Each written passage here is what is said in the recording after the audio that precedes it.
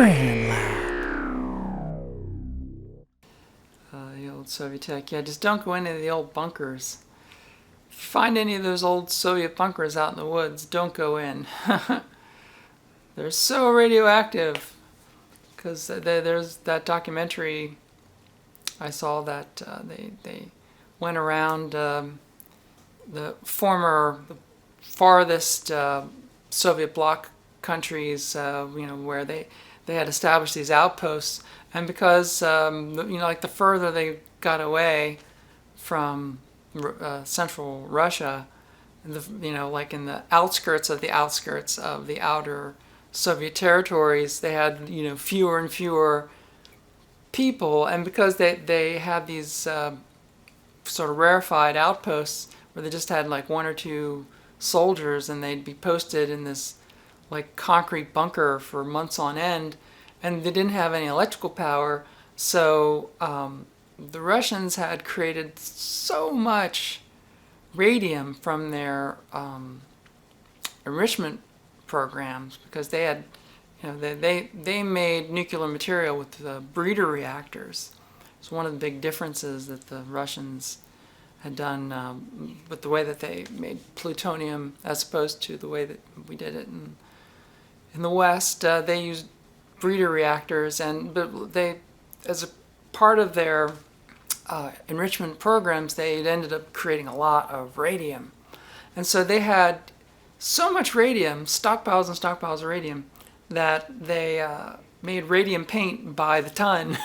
And in all of these remote outposts where maybe they had battery-powered radios and such, so rather than wasting battery power for electric light, they just painted the interiors of these bunkers with thick radium paint that apparently had a lot more radium than it needed, because radium paint is basically a mixture of, you have radium in there and then you have phosphorus, and the radium stimulates the phosphorus. But in order for it to be really bright, they put a lot of radium in it, so it had a lot of stimulating ionization energy, and then a lot of phosphorus, and they put thick coatings of this stuff and basically the entire inside of the bunker, so it would glow like daylight bright at night, so that they could read and do everything. And so you could do the math, but they in this documentary, they went into these bunkers with Geiger counters, and of course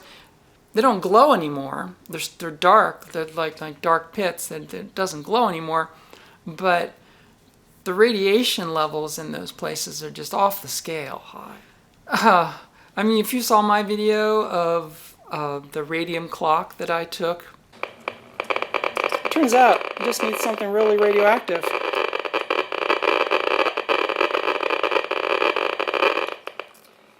Yup.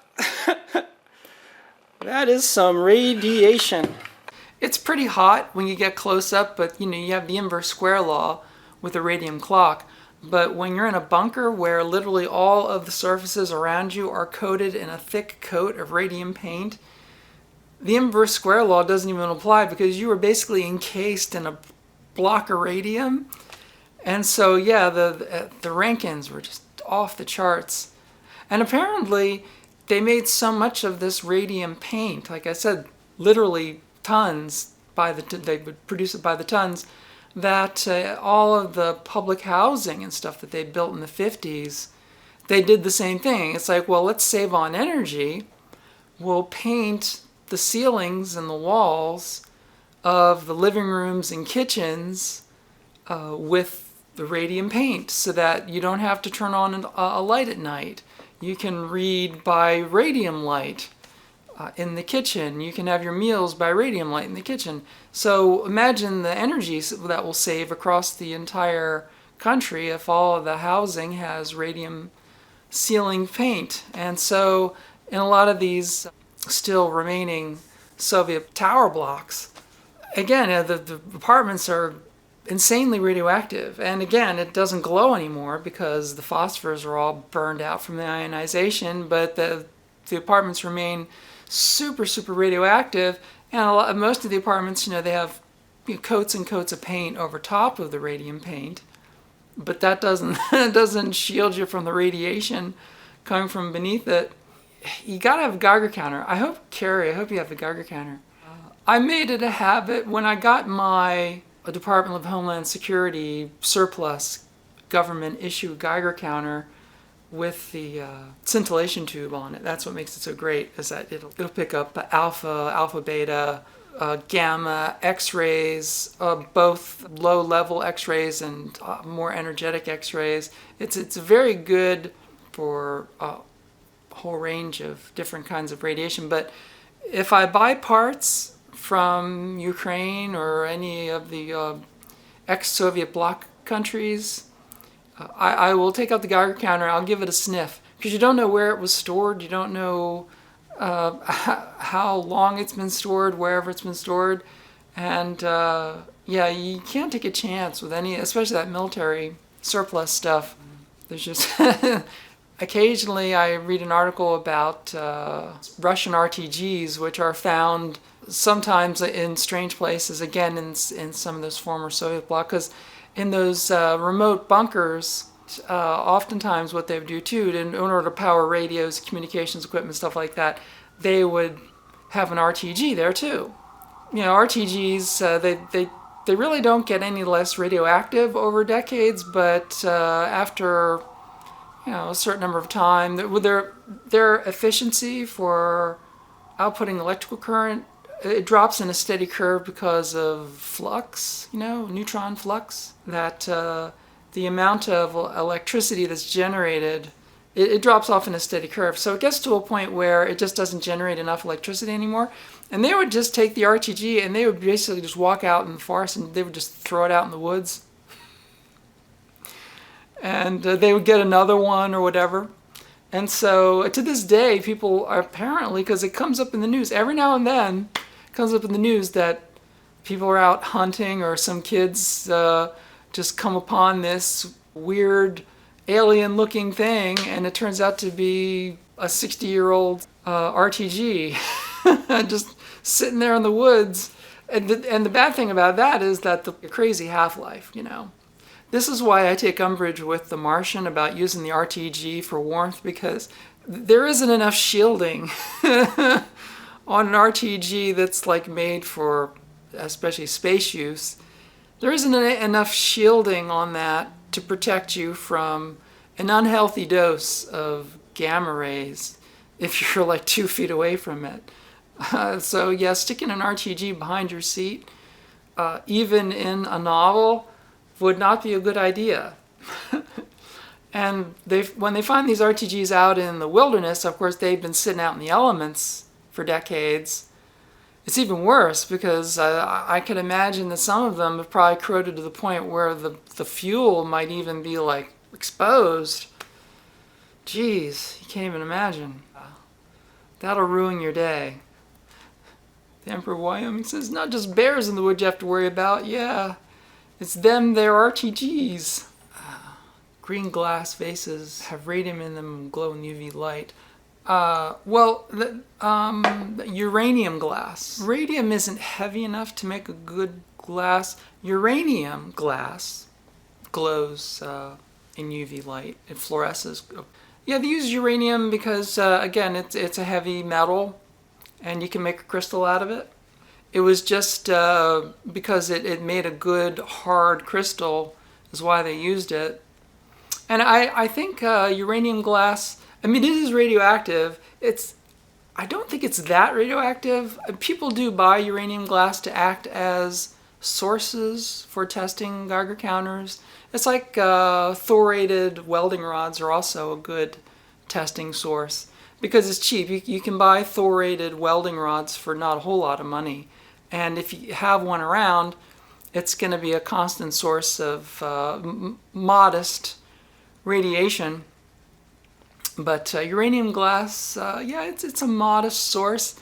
But because it's like any metal crystal, like lead crystal, potassium, or boron, or any other kind of metal that they put in silica glass to make it into a crystal, there's only so much of it in the matrix. So I wanted to get a piece of uranium. I should get a piece of uranium glass, just to have as a sample. I got that radium clock it's over at the factory. I don't keep it here. I keep it over at the factory in a box with I keep radioactive caution labels. I have a whole stack of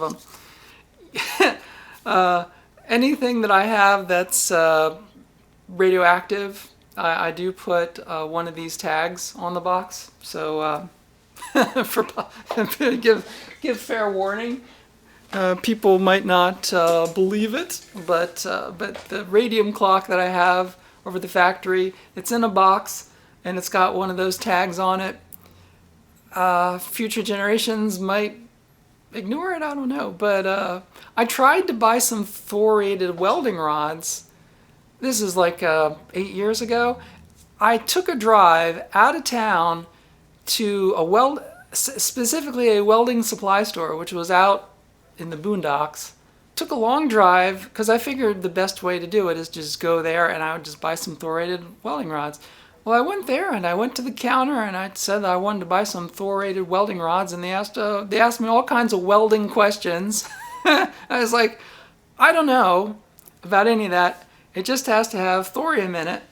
And I explained to him, I said, look, I just need a thorium source. And I just wanted to get some thorium. So the guy sold me a couple of welding rods. I paid a lot of money for them, only to get them home. I should have taken my Geiger counter with me, because when I got them home, they weren't radioactive, because it turned out they weren't thoriated welding rods. They were just expensive welding rods.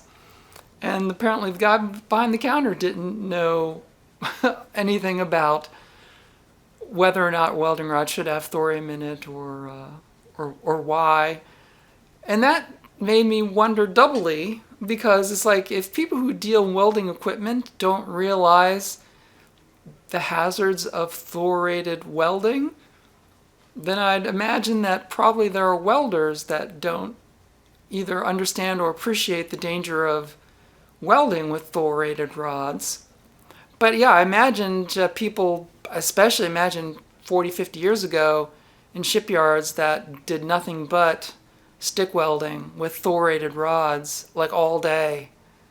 Man, you can imagine.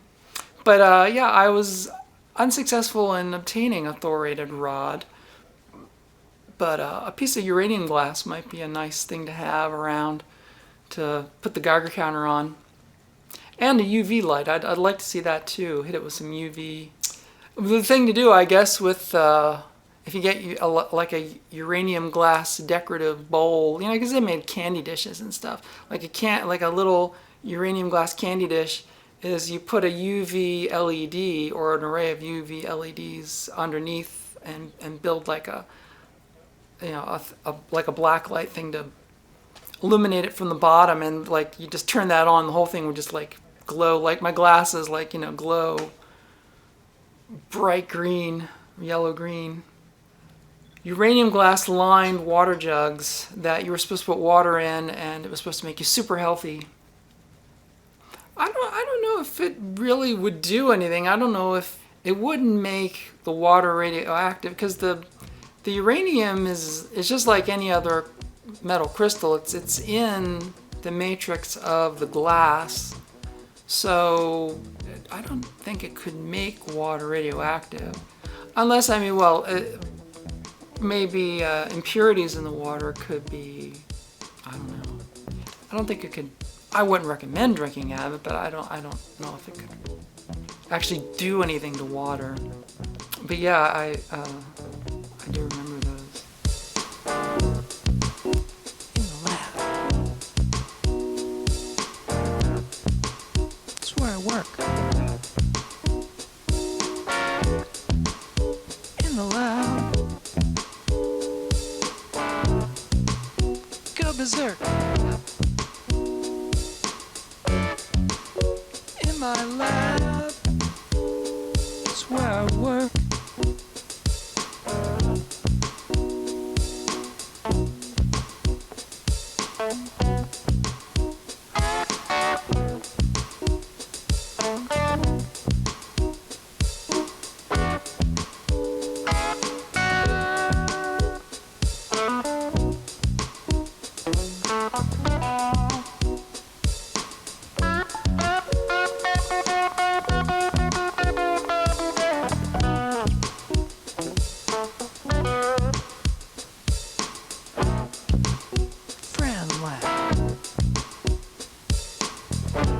that you're watching.